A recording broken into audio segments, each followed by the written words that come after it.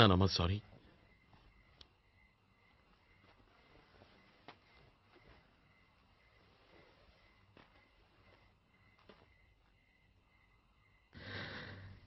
ఆ నక్షత్రాన్ని చూసావా కృష్ణ?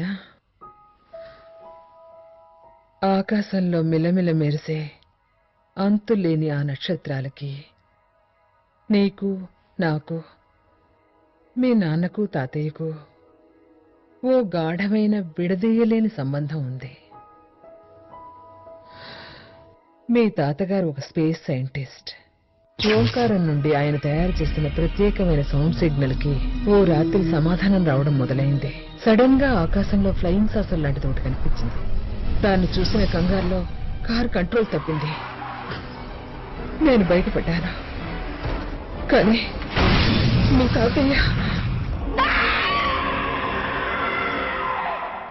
అప్పుడు రోహిత్ నా కడుపులో ఉన్నాడు.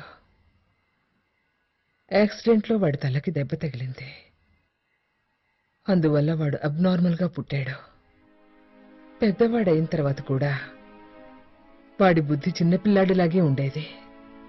ఒకరోజు రాత్రి మా ఇంటి పక్కనున్న ఖాళీ స్థలంలో పెద్ద స్పేస్ షిప్ వచ్చి దిగింది. దాంట్లోంచి కొంతమంది ఏలియన్స్ బయటకొచ్చారు. అందులో ఒక్కడు మాత్రం తిరిగి వెళ్ళలేకపోయాడు. ఆ తర్వాత జాదూ అనే ఆ ఏలియను, రోహిత్ స్నేహితులయ్యారు. ఆ జాదూకి అపూర్వమైన దివ్యశక్తులుండేవి. అతను ఆ శక్తులన్నిటినీ రోహిత్కిచ్చాడు. రోహిత్ పూర్తిగా మారిపోయాడు. ఒకరోజు జాదూ వెళ్ళిపోయాడు. కానీ రోహిత్కి అతనిచ్చిన శక్తుల్ని తిరిగి తీసుకోలేదు. ఆ తర్వాత అంతా శాశ్వతంగా మారిపోయింది. మామూలు మనుషులు చేయలేని పనుల్ని ఆ శక్తి వల్ల నా కొడుకు రోహిత్ సులభంగా చేసేవాడు. ఆ రోజుల్లోనే మీ అమ్మకి నాన్నకి పెళ్ళయింది. అతి తక్కువ కాలంలో రోహిత్ గురించి ప్రపంచమంతటా తెలియడం మొదలైంది.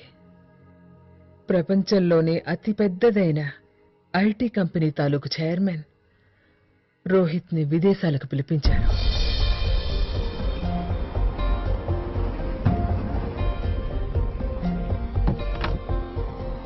Thank you.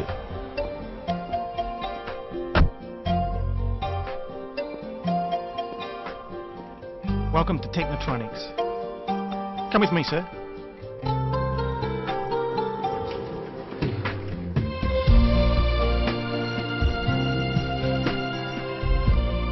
Dr. Arya will be here shortly.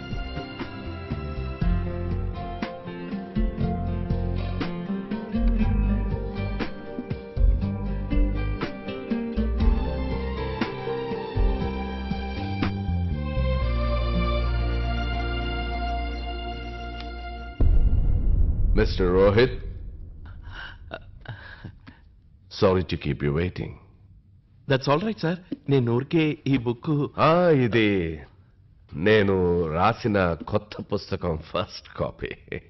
మీరు చదివి అభిప్రాయం చెప్పండి. చాలా మంచి పుస్తకం సార్. మీరు బాగా రీసెర్చ్ చేశారు. మీరు చదవకుండానే చెప్తున్నారేంటి? నేను చదివేశాను. చదివేరా? పేజ్ నెంబర్ 126, 244 అండ్ 354లో ప్రింటింగ్ మిస్టేక్స్ ఉన్నాయి. నేను మార్క్ చేశాను. అంటే మీరు 400 పేజీల పుస్తకాన్ని 10 minutes లో పూర్తి చేశారా? నేనెవరితో మాట్లాడుతున్నాను ఒక నిమిషం మర్చిపోయాను రోహిత్. మిమ్మల్ని ప్రశ్నించడం అంటే మీ టాలెంట్ ని ఇన్సల్ట్ చేసినట్టే. It's an honour to meet you. The honour is mine sir. మీ వంటి గ్రేట్ సైంటిస్ట్ అండ్ ఇన్నోవేటర్ ఎదురుగా నించుని మాట్లాడుతున్నాను అంటే అది ఇప్పటికీ నమ్మలేకపోతున్నాను సార్. మీరు వైర్లెస్ కమ్యూనికేషన్ ఫీల్డ్లో చేసింది నిజంగా ఒక గొప్ప రెవల్యూషన్ సార్. మీరు కంప్యూటర్ని టేబుల్ నుంచి తీసి ప్రజల అరిచేతిలో పెట్టారు సార్. ఈ రోజు ప్రజలు మొబైల్ ఫోన్లో క్రికెట్ మ్యాచ్ చూస్తున్నారంటే అదంతా బీచలనే సార్. రోహిత్, నేను ఒక డ్రీమ్ చూశాను. A new vision. ఒకవేళ ఆ విజనే నిజమైతే గనక ఈ ప్రపంచం తలరాత, స్వరూపం, ఫేట్ అండ్ ఫేస్ రెండూ మారిపోతాయి. ఆ కలను నిజం చేయడానికి మీ సహాయం నాకు కావాలి. రోహిత్ నేను తయారు చేయాలనుకుంటే కంప్యూటరు భవిష్యత్తుని చూపించగలగాలి, which could show the future. Future? Tea తాగుతావా, కాఫీయా?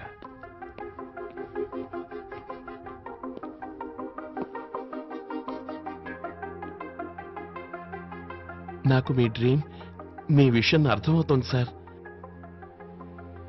మీరు ఆస్ట్రానమీ, ఆస్ట్రాలజీ అండ్ టెక్నాలజీల కాంబినేషన్తో భవిష్యత్తుని చూడగలిగే కంప్యూటర్ని తయారు చేయాలనుకుంటున్నారు. ఎగ్జాక్ట్లీ, అందుకే నిన్ను ఇక్కడికి పిలిపించాను. నా దగ్గర పనిచేస్తున్న వాళ్ళందరూ ట్రైన్డ్, నీలాగా గిఫ్టెడ్ కాదు.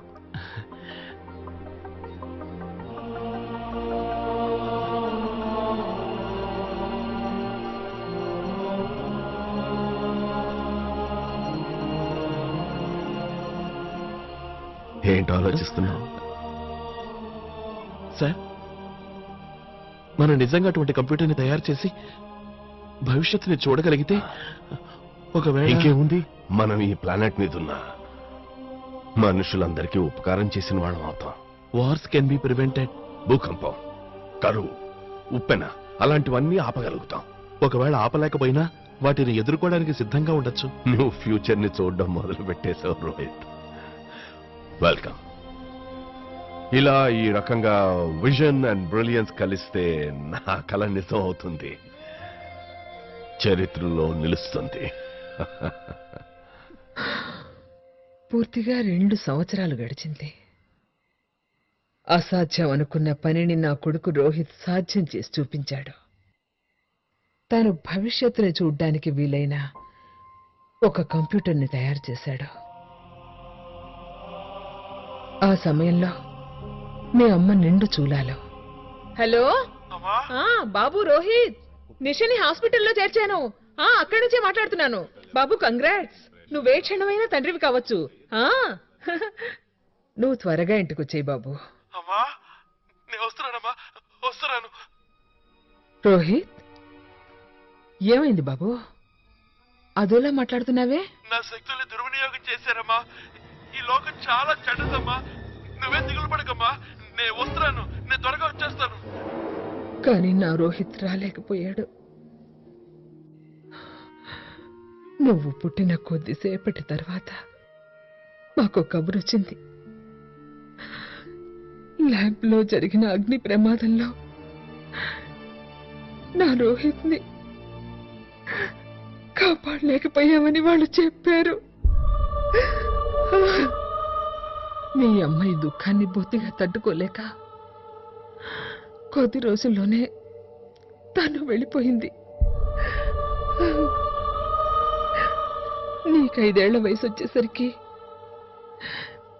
నాకు అర్థమైంది, మీ నాన్న రోహిత్కున్న అద్భుత శక్తులన్నీ నీకు కూడా ఉన్నాయని. నేను చాలా భయపడ్డాను. నీ గురించి ఈ లోకానికి తెలియడం ఏమాత్రం నాకు ఇష్టం లేదు. అందుకే నిన్ను తీసుకుని ఇంత దూరం వచ్చేసాను. ఇక్కడ మనల్ని ఎవ్వరికీ తెలీదు. నేను ఎట్టి పరిస్థితుల్లోనూ నిన్ను దూరం చేసుకోలేను కృష్ణ. నా మొహం చూడకూడదనుకుంటున్నావు కదా, కానీ నేను బ్రతుకుతున్నది నిన్ను చూస్తూనే కృష్ణ.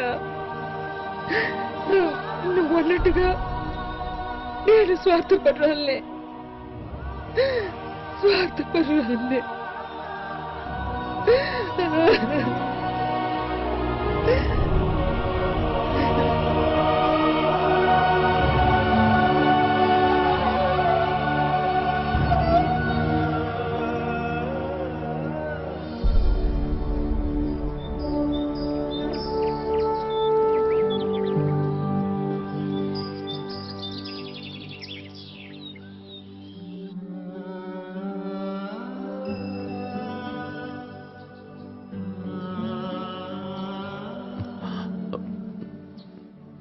నరమా, ఏం చేస్తున్నావు?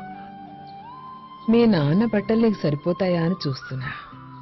నువ్వు సింగపూర్కి ఈ బట్టలతోనే వెళ్తావా? పరమా కానీ నువ్వు లోకం దృష్టి నుంచి నిన్ను మాత్రమే దాచాను, కానీ నీ హృదయాన్ని కాదు. వెళ్ళు, నీ ప్రియని ఇక్కడికి తీసుకురా. వెళ్ళు. కృష్ణ, నువ్వు అక్కడ జాగ్రత్తగా ఉండాలి సుమా. టైంకు తినాలి, టైంకు పడుకోవాలి. ఎవరితోనూ ఎక్కువ మాట్లాడకూడదు. ఎవరితోనూ గొడవలు పడకు. నువ్వే పని చేసినా మామూలు మనుషుల్లాగే చెయ్యి. అర్థమైందా? చూడు, ఆవేశంలో నీ శక్తులు బయటపడే పనులేవి చేయకు. ఎందుకంటే లోకానికి నేనెవరన్నా తెలియకూడదు, అంతేగా? అవును బాబు. నానమ్మ, నువ్వు నా గురించి దిగులు పడకు. నేనెవరన్నది ఎట్టి పరిస్థితుల్లోనూ ఎవరికీ తెలియనివ్వను. నా ప్రతిభని, నా అద్భుత శక్తుల్ని, నా ప్రత్యేకతని నాలోనే దాచుకుంటాను. ప్రమాణం చేస్తున్నాను.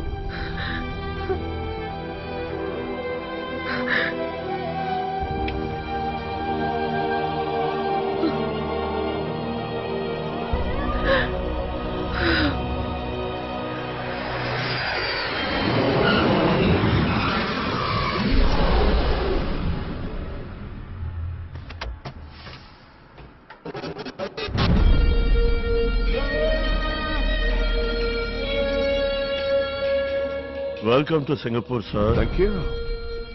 ఇవాళ మీ వెల్కమ్ చాలా డిఫరెంట్ గా ఉంది, ఎంతో బాగుంది కూడా.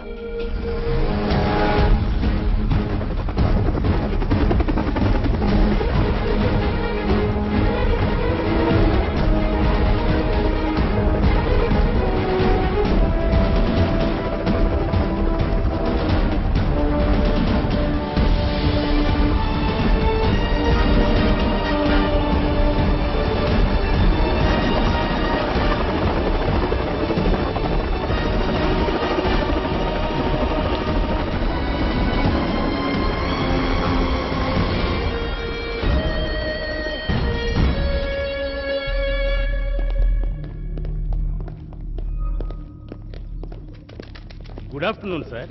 Very good afternoon to you, doctor Madhu. Good afternoon. Good afternoon. Good afternoon. Good afternoon. Sir మీరేమిటి ఇంత ఎస్ ఐ నో. నేను కొద్ది రోజుల ముందే వచ్చాను, కానీ నేనేం చేయను. ఒక్కో రోజుని, ఒక్కో నిమిషాన్ని చాలా కష్టపడి గడపాల్సి వస్తుంది. విజయానికి చేరువయ్యే కొద్దీ నేను అక్కడ ఉండలేకపోయాను, అందుకే వచ్చేసాను. ఏది ఏమైనా నా కళను నిజం చేయబోతున్నా మిమ్మల్ని, మీ టీంని నేను అభినందించే తీరాలి. సార్ నిజానికి మీరు అభినందించాల్సింది రోహిత్నే సార్. ఆయన రీసెర్చ్ నోట్స్ మన దగ్గర గానీ లేకపోయి ఉంటే ఈ కంప్యూటర్ను మళ్ళీ తయారు చేయడం ఇంపాసిబుల్ అయి ఉండేది. Absolute genius. Your right sir. ఈ కంప్యూటర్ను తయారు చేయడానికి రోహిత్కి 2 ఏళ్లు పట్టింది, కానీ మనం తయారు చేయడానికి 20 ఏళ్లు పట్టింది. అందుకే అతని గురించి ఇప్పటికీ మనం మాట్లాడుకుంటున్నాం. Excuse me.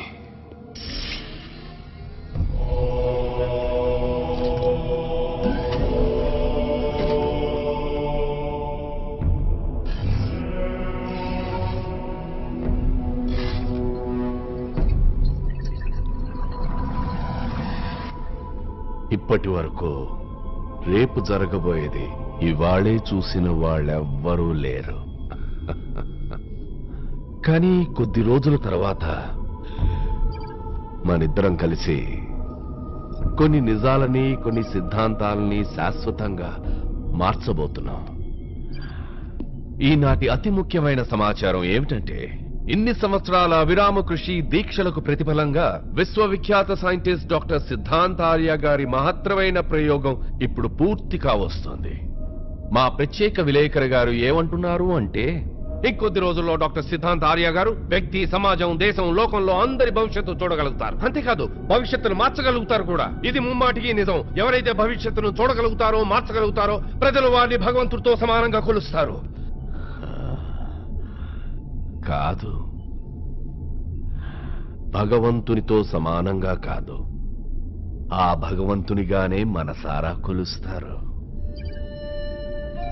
I will be God. అప్పుడు నాకిక ఎదురన్నదే ఉండదు.